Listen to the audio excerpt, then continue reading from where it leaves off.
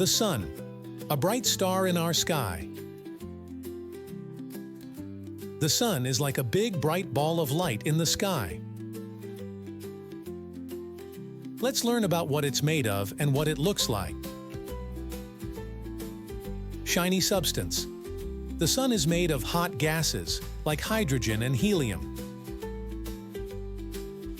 These gases are burning and give off heat and light, making the sun shine. Glowing form. When we look at the sun from Earth, it looks like a big yellow circle in the sky. But the sun is actually a giant ball of gas, much bigger than our planet. Bright and warm. The sun gives us light and warmth.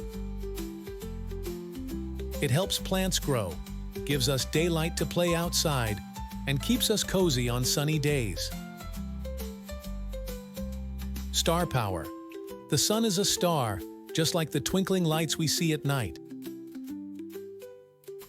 But it's much closer to us than other stars, which is why it looks so big and bright.